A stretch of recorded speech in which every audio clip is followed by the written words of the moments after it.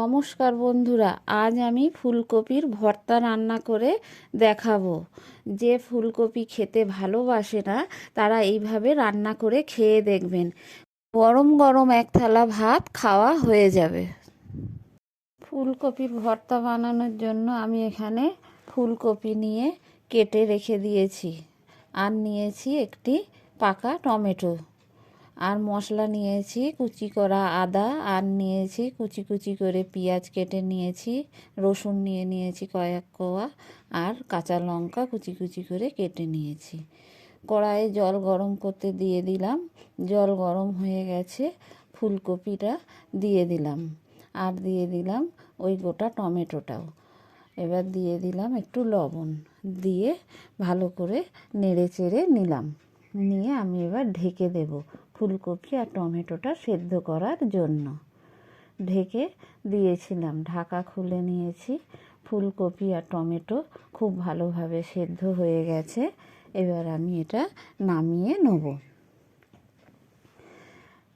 নামিয়ে রেখে দিয়েছিলাম। একটু ঠান্ডা হয়ে যাওয়ার পরেই আমি ফুলকপিটা হাত দিয়ে খুব ভালো করে মেখে নিচ্ছি। ভালো করে হাত দিয়ে মেখে আমি ফুলকপিটা রেখে দেব। ফুলকপি মাখা হয়ে গেছে। এবার আমি ওই সেদ্ধ করা টমেটোর খোসাটা তুলে নিচ্ছি। খুব ভালো করে ছাড়িয়ে নিয়ে আমি এবার টমেটোটাও রেখে দেব। খোসা ছাড়ানো হয়ে গেছে।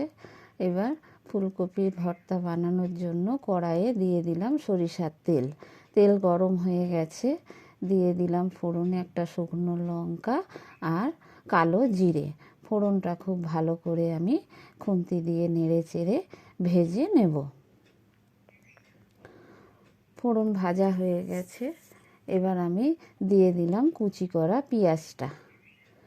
পেঁয়াজগুলো দিয়ে দিয়েছি, দিয়ে পেঁয়াজটা খুব ভালো করে আমি ভেজে নেব। পেঁয়াজটা লাল লাল করে ভেজে নিয়েছি।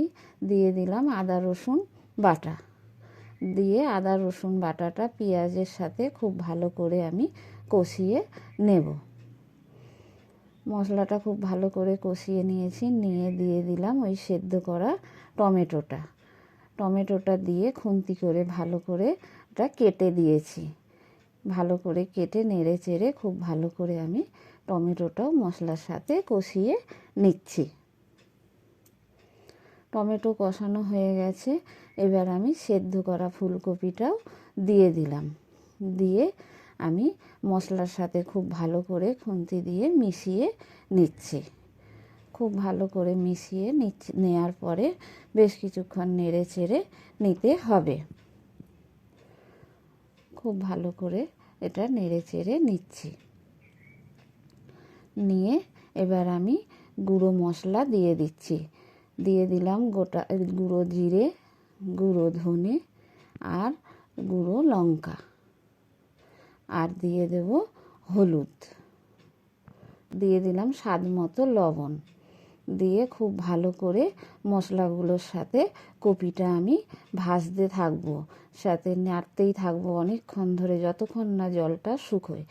এই রান্নাটা একটু শুকনো শুকনো করতে হবে। এই দেখুন রান্না খুন্তি দিয়ে নাড়তে নাড়তে যখন এটা একটা দলা পাখি আসবে তখন বুঝবো যে রান্নাটা হয়ে গেছে।